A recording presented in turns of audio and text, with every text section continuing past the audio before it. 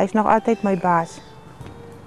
I think it's difficult to remember a lot of things about my dad, but what's quite nice is that there's a lot of photographs, and when I see the photographs, it does bring back memories. I think my dad was quite an attractive young man, and he married my mom, and my mom was also very good looking, so I always see that perfect picture of my mom and my dad in their wedding day. So that's very special for me. And then I try and remember my dad as me and Des grew up, because we were the only two until Pieter came 7 years later.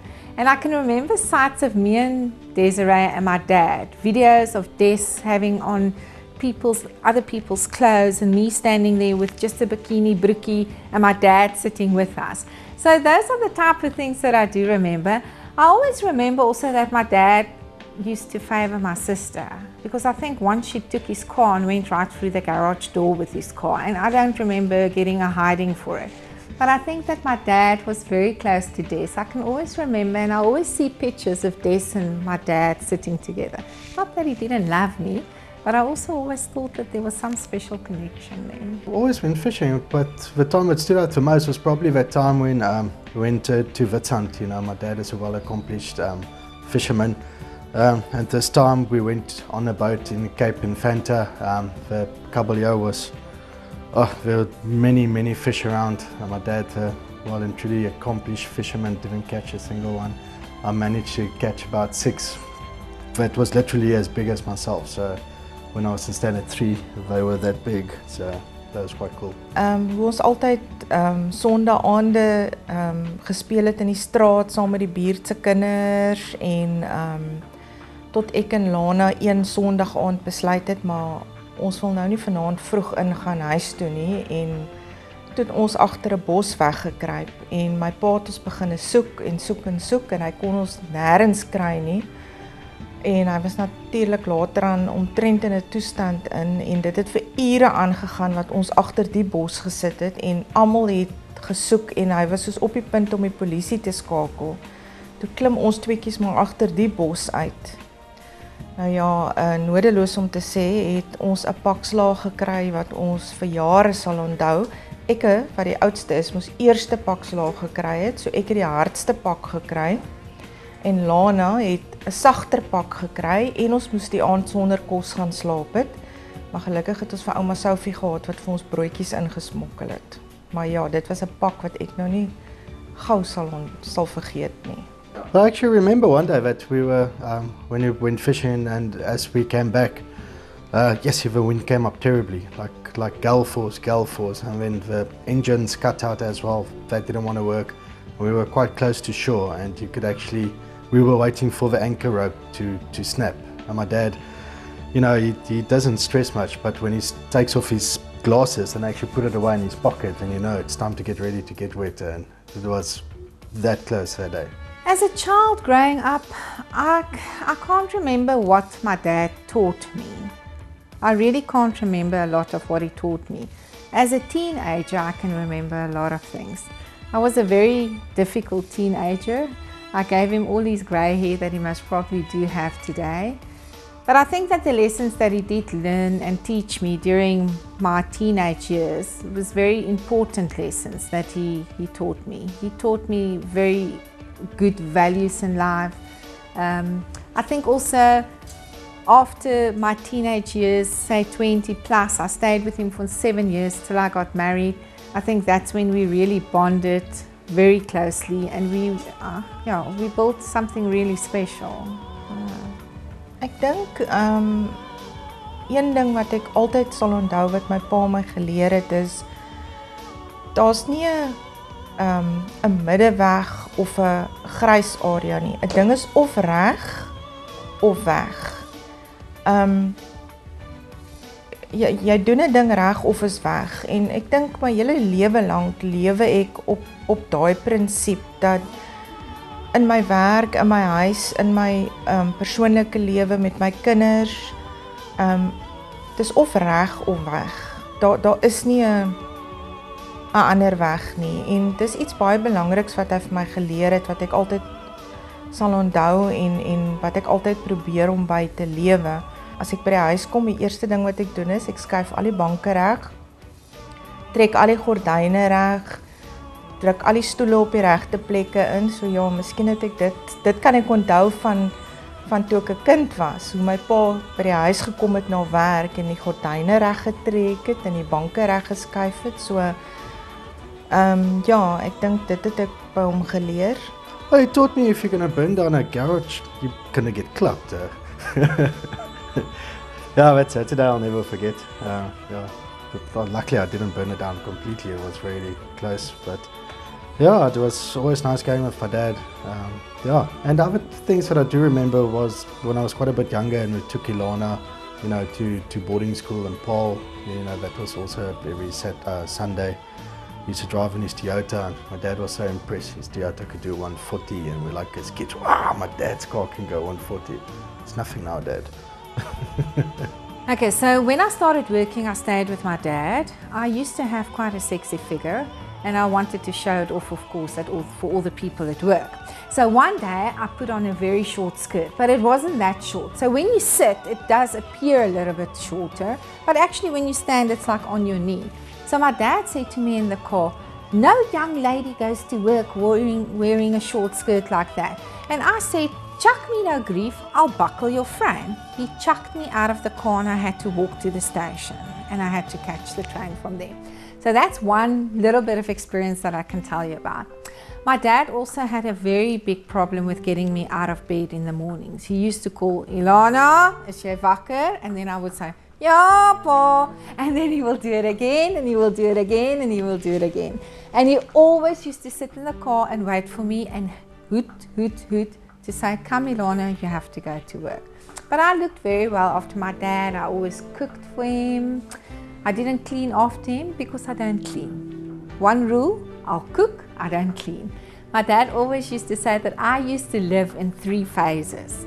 Die skoon wasgoed, die vuil wasgoed, en die wasgoed wat gestryk moet word. So that I will never forget about my dad. I also stole his car once to go and have a fat jewel in Stellenbosch while he was sleeping. He didn't even know that I stole his car. Best time of my life. Studying full-time, it was a decision I had to make. I had to look for a university that was the closest to the beach. And when you found that, it was Port Elizabeth. And when you start looking at what courses we've got, chose pharmacy. Yeah, just to my surprise, was the 4th most difficult course in South Africa. Didn't quite prepare myself for that one. But yeah, I think my dad's quite proud that I went to university and got a degree. Thanks, Dad, for that. Ons kon baie leer by pa, die manier waarop hy gewerk het, die waardes wat hy gehad het toe hy nog gewerk het. Ons kon baie keer, veral ek kon baie keer met hom praat en vir hom sê, ja, maar dit het nou by die werk gebeur of dit het gebeur. Dan sal hy vir my leiding gee en raad gee en dit het baie gehelp. Veral omdat ek was jonk toe ek begine werk het. En dan maak 'n mens maar partykeer foute en jy is nie altyd 100% seker van hoe jy situasies moet hanteer nie. So hy was altyd daar, jy kon altyd vra en nou nog toe ek met my nuwe werk begin het, die eerste ding wat hy vir my gesê het is, ken jy die woord ergonomika? En ek weet nou nog nie wat dit beteken nie, maar hy het 'n boek wat ek moet lees daaroor en hy kan vir my raad gee daaroor, maar elke keer as hy my sien dan vra hy, weet jy wat beteken die woord ergonomika? Nou ek sal dit nog uitvind, pa. Ja, destyds toe Daniel en ek besluit het om te trou, het Daniel vir pa gevra of dit oukei is as ons gaan trou en sy antwoord was, ja, ons sal maar sien. Nou ja, ons het nooit 'n goeie antwoord gekry nie, so ons het toe nou maar besluit, oukei, ons gaan trou en ons gaan nou maar met the flow, want pa het gesê ons sal sien. Ja, en ongelukkig het dit nie uitgewerk nie, maar my pa was daar vir my al die pad, van die dag wat ek besluit het om te skei, het hy my bygestaan, advies gegee, finansiëel gehelp, regtig ondersteun, gehelp met my kinders, hy was vir hulle 'n pa, met advies en raad gee, so in daai opsig dink ek, het hy nie net vir my, Lana en Pieter 'n pa gewees nie, hy was vir my kinders ook 'n pa, en hulle het baie respek vir hulle oupa en hulle is vandag baie lief vir hulle oupa en baie na aan hulle oupa. So dankie daarvoor. Yeah, so when Julian asked my dad to marry me, I think I was very concerned how my dad will react to the question of getting married and everything like that. But I was quite surprised how easily he took to Julian, and I think that gave me a lot of comfort in life, that he accepted Julian and he knew that I made the right decision. I met Pete 20 years ago. I was courting his daughter, and it was a Saturday evening when I walked in. I sat down, trying to impress the old man, and he walks in, he looks at me, and his first statement was, "Wie's die aap?" Okay, that's how it began. After that, things got better, slowly but surely. What I do remember is he prohibited my car from being parked in the driveway. I had to be parked outside just because it leaked a bit of oil. He was a bit of a perfectionist, so I think that had a big role to play in the decision to have the car moved outside. He always used to come in, and while Lana and myself sitting here watching TV, he used to come in and starts tucking at the curtains, needs to be perfect, kick the rug on the floor twice or thrice. That's the way it all started. When I asked Lana's dad for her hand in marriage, I don't think he had an issue with that. There was no real big speech, there was no, gave him a rundown of exactly what I wanted to do. I think when it came to when I proposed to Lana and we stayed over, I made it special for her. We stayed over at a hotel, there was a dinner, the whole thing. And I think she was more concerned about what her dad was going to think than the whole night. I think the most important lesson that I learned from my dad is the day that I got married. He made a speech, and you know, like you normally do a speech at your daughter's wedding. And he said that if a person can stand up and say that he's got good children, and he can declare that in front of everybody, that he's got 3 good children, then you're a really happy person. And that's something that he said. And then he also said, and I think that's the lesson that I've learned from him that will always stay with me. He said, if you can end every sentence, or if you can use the word thank you, dankie, in every sentence that you do use ever in your life, then you've got a perfect life. So I think that word dankie, thank you, that's something that I will always remember, that speech that he made at my wedding, to say always use dankie or thank you. Well, I knew Gita, you know, for quite some time. And eventually, when I was finished with my studies, we went for a New Year's party in Langebaan. Yeah, and that's where we met, and that's where we hooked up. Yeah, and then I started working at Panorama Mediclinic for a year, and after that I decided I wanted to go to the West Coast to go do my community service there. And then I asked Gita to come with, so we went there initially only for a year. I think we got stuck there for 6 or 7 years. Me and Pieter had just started going out. We'd probably been going out for a couple of months. And yeah, we invited her for dinner the one night. And then I'd met Ilana before. And she also kept on telling me, oh, my dad's not going to be happy about this. He's very anti-Germans and, you know. So I was obviously very on my nerves, and then we went to have dinner there the one night. I was extremely on my nerves because I didn't know what to expect, and obviously they had made it even worse. They told me I couldn't be Gitta because he now was German, so my name was Gerda. And when I went in, I still introduced myself as Gerda. So yeah, no, that was probably the most memorable moment. But no, it felt right at home. We got on from the beginning, and no, great person.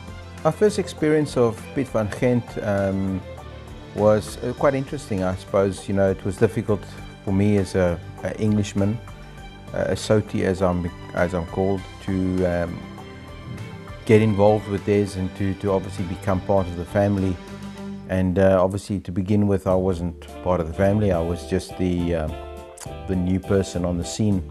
But when I went through the process of obviously getting to know Des and then starting to get to know her family, I had the opportunity obviously to meet her dad, and I know that there was many a time when I was a bit fearful of what was going to happen, you know, what his thoughts were about me, and was he going to approve of me and all that kind of stuff. So, but I remember when I did eventually decide, or Des and I decided that I would move in, I actually went to see him to explain to him that I'm going to be moving in, and very graciously he was very kind and he didn't give me too much of a hassle.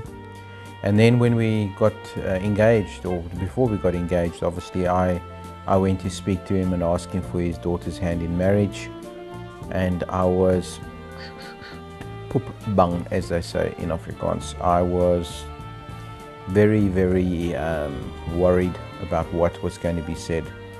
But again, graciously, he didn't give me too much of a hard time. And toe my oupa nog in die huis gebly het, hy het 'n fiets gehad, of dit was Pieter se fiets gewees. Ek altyd hier in die straat op en af gery het. As ek naweke kom kuier het. Ek kan onthou ons het hy het so 'n klein gitaartjie gehad met so 3 snare of 4 snare, ek kan nie onthou nie.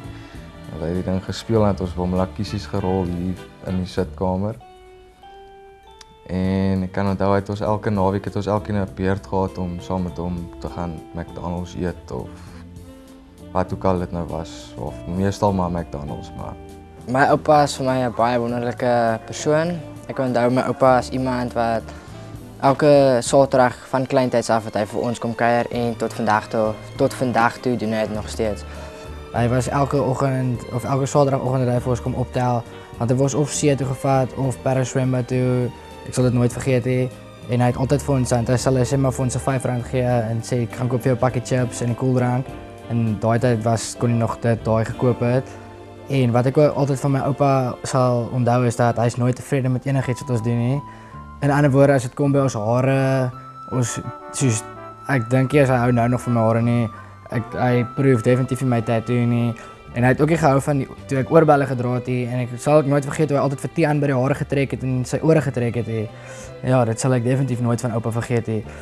Wil dit sê, oupa is baie goeie oupa is baie spesiaal vir my. Ek sal altyd ons goeie tye saam spandeer onthou en ek bly oupa is nie een van die oupas wat die hele dag voor die TV sit nie, maar dat oupa baie lewe het in dit. En ek is baie lief vir oupa en ek is baie bly om so 'n spesiale oupa te hê. Ek onthou vir my oupa as iemand wat elke Saterdag hier aangekom het en dan het hy vir ons kom kuier en goeders. En toe ons kleiner was, het hy altyd Saterdag vir my en my 2 broers swembad gevat en tot vandag toe nog as ek op vakansie is, dan sal hy my kom haal en dan gaan ons McDonald's toe, wat eintlik 'n baie groot episode is, want my oupa embarrass my. Ook my oupa het soos my geleer dat as jy ergens kom in jou lewe, dan moet jy werk daarvoor en hy sal gedurig met my kom praat oor my studies, om seker te maak dat ek doen goed, want hy wil net die beste hê dat ons ergens in die lewe moet kom. My oupa moan altyd oor my dinge wat uithang, hy sal sê hoekom moet jou dinge soos altyd uithang. Maar verder, my oupa sal nie regtig moan as dit by my kom nie. I'm the special one. Papa Piet, you let me go downstairs and play. I want to say with toys. Let me play for parks downstairs and it's a very long stairs and it's very high from the top to the bottom. Happy birthday to you. Happy birthday to you. Happy birthday to Opa. Happy birthday to you. Mika. Mika who?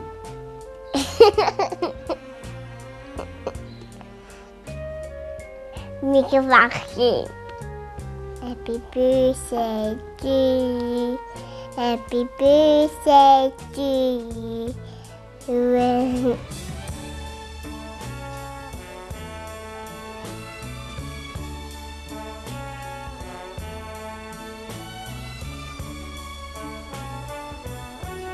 Dit sing vir oupa. Dat hy altyd die beste vir almal wil hê en die beste in alles wil sien en net dat hy 'n goeie mens is. Ek het nog nooit my oupa enigiets ooit iewers gesien iets verkeerd doen of as hy iets verkeerd doen, is dit as 'n gevolg, as 'n joke. Maar ja, hy is baie straightforward en wil hê dinge moet reg wees. Een ding wat ek by oupa geleer het is niks in die lewe is verniet nie. Sal ek altyd onthou.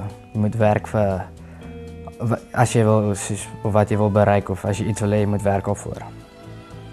En ek en my oupa kom baie goed oor die weg. Ons is baie close en goeders en soos wat Lana vroeër gepraat het van as Sam SMS as ek nou vir hom moet bel om met hom reëlings te maak.